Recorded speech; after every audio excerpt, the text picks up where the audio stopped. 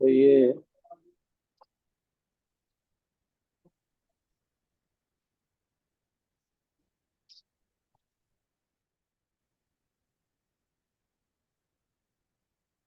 हरे कृष्णा प्रभु जी, दंडवत प्रणाम। धनप्राण मधुजी, धनप्राण। हरे कृष्णा प्रभु जी, दंडवत प्रणाम। धनप्राण धनप्राण।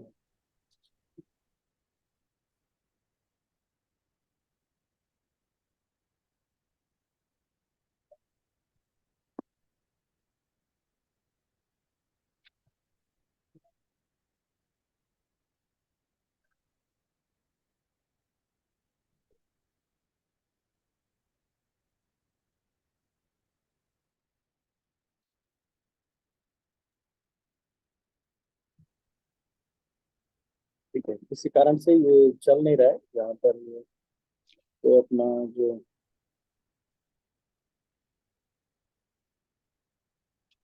तो ये भजन एक है, देखिते देखिते। अच्छा, इस भजन को अभी नहीं करेंगे, आज हम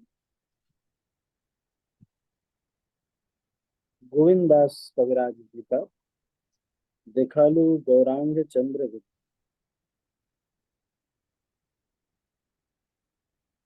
देखालू गौरांग चंद्र विभोर, कलियुग कलुष तिमिर घोर।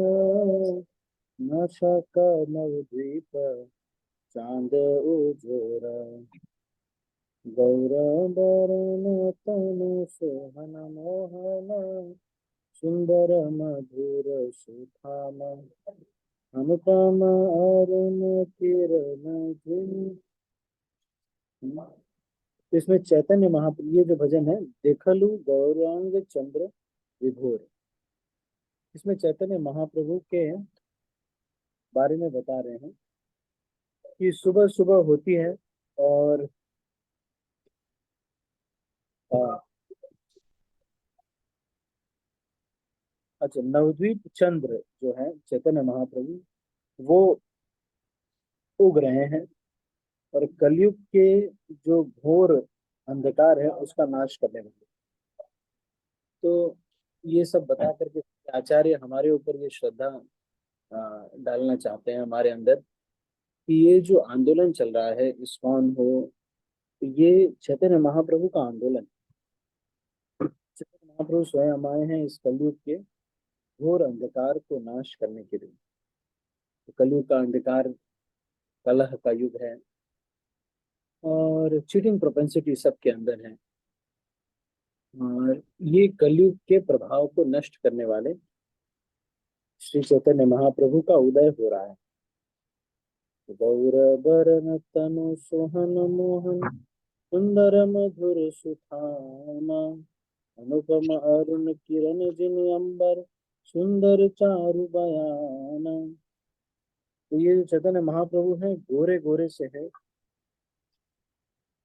और इनके जो वस्त्र हैं ये ऐसा लगता है जैसे कि जो नया नया सूर्य उग रहा है उसके जैसा है। और उनका चेहरा जो है वो बहुत सुंदर है, आंखें उनकी बहुत चंचल हैं, तो आध्यात्मिक आनंद में है। क्या है? भावहि घोर घोर धूम लोचन, मोचन भव नर बंधा। नव नव प्रेम भर बर तनु सुंदर, उयल भकत गण संगा।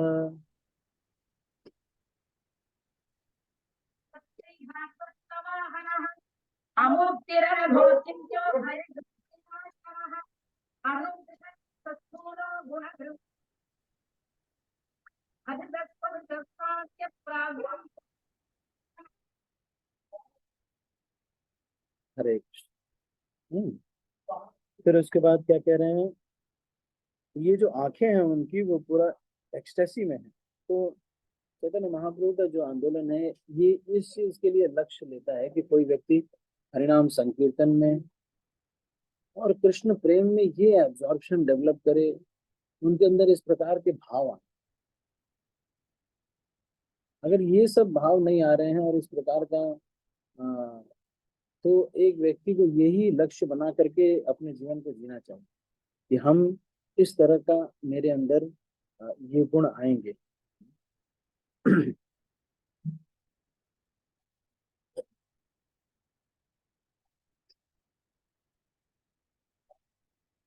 तो जैसे जब करेंगे या साधना करेंगे, जो भी हम करेंगे, उससे ये लक्ष्य मिलना चाहिए। आजकल क्या होता है कि लक्ष्य कुछ और हो जाता है कि हम जीबीसी बन जाते हैं या बड़े व्यक्ति बनना, ये जीवन का लक्ष्य हो जाता है।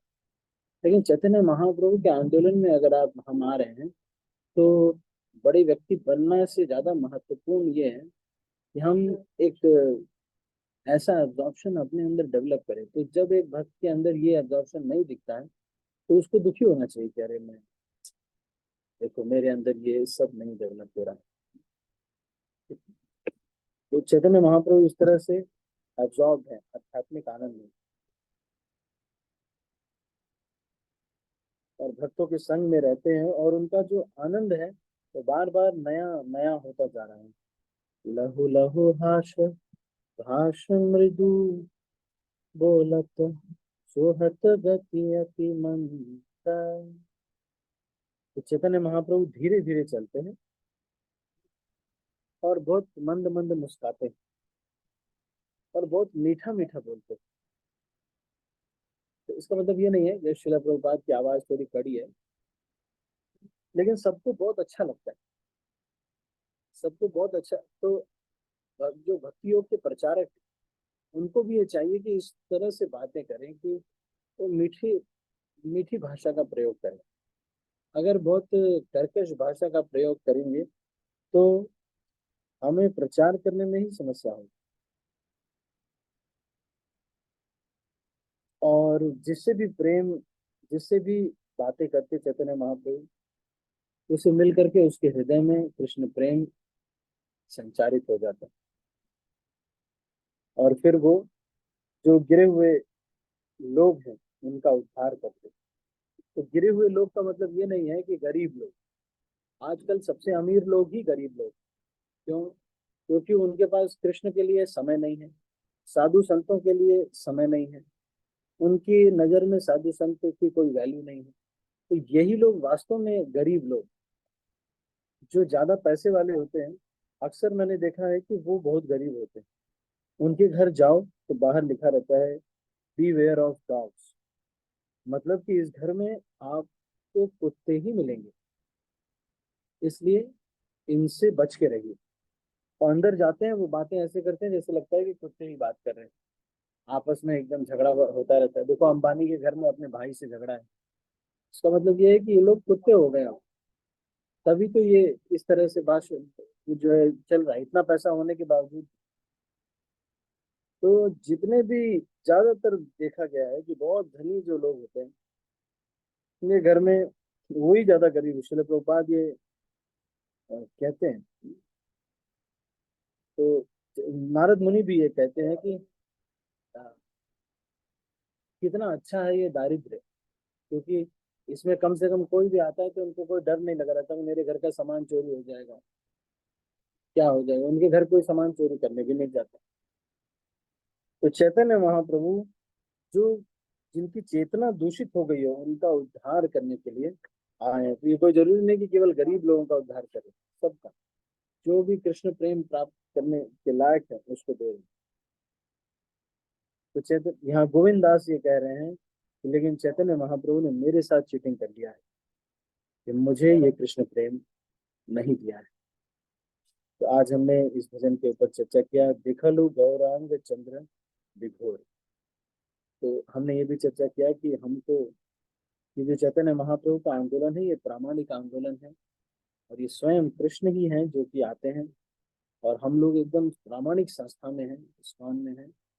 और फिर ये भी कि अगर हमारे अंदर वो जो लक्षण है वो विकसित नहीं हो रहे, तो बाकी जो लक्षण है जैसे कि इंचार्ज बनना, हेड पुजारी बनना, या फिर टेम्पल प्रेसिडेंट बनना, या फिर माता जी का लीडर बनना, या महाप्रसाद का इंचार्ज बनना, सबका दोना हम हमारे द्वारा जाएगा, जिसको जो मेरी सेवा नहीं करेगा, मुझे दंडवत प्रणाम नहीं बोलेगा, उसको कल से हलवा कम मिलेगा। ये या फ्लावर गार्लैंड बनाने वाली सेवा में मैं इंचार्ज रहूं, तो ये बनने के लिए नहीं आए। चैतन्य महाप्रभु के आंदोलन बस इसलिए है, इस्कॉन इसलिए है, एंगेजमेंट के लिए। मतलब सब सेवाएं केवल एंगेजमेंट के लिए है। टेम्पल प्रेसिडेंट, जीबीसी जो भी हो, वो सब आपको एंगेजमेंट करने के लिए है।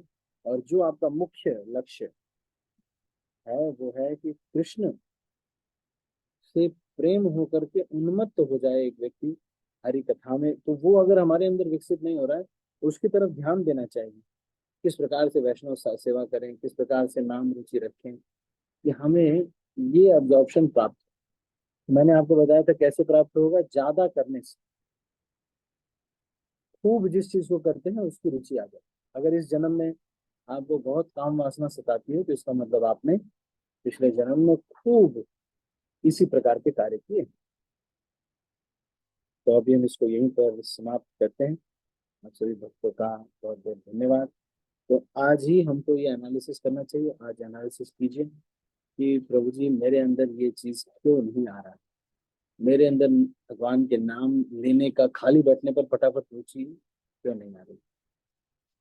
चलो ठीक है, तो अभी हम इसको।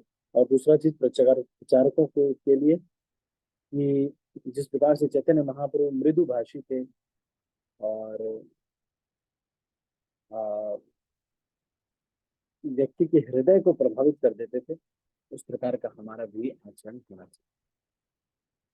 ठीक है, तो हम अभी इसको यहीं पर समाप्त करते हैं।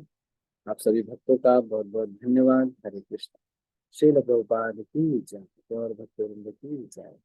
मैं सब भक्तों को अनम्यूट कर रहा हूँ और फिर इस मीटिंग को क्लोज कर रहा हूँ। आजकल हम क्लास नहीं ले रहे हैं, मैं जानता हूँ, लेकिन क्वेश्चन आंसर नहीं ले रहे। धीरे धीरे अभी हम इसको शुरू करेंगे। ठीक है, हरे कृष्ण। हरे कृष्णा प्रभु जी, दंडवत प्रणाम। प्रभु जी दंडवत प्रणाम। प्रभु जी थैंक यू प्रभु जी। हरे कृष्णा प्रभु जी, दंडवत प्रणाम। हरे कृष्णा प्रभु जी दंडवत प्रणाम प्रभु जी। हरे कृष्णा माता जी, प्रभु जी सभी को दंडवत प्रणाम।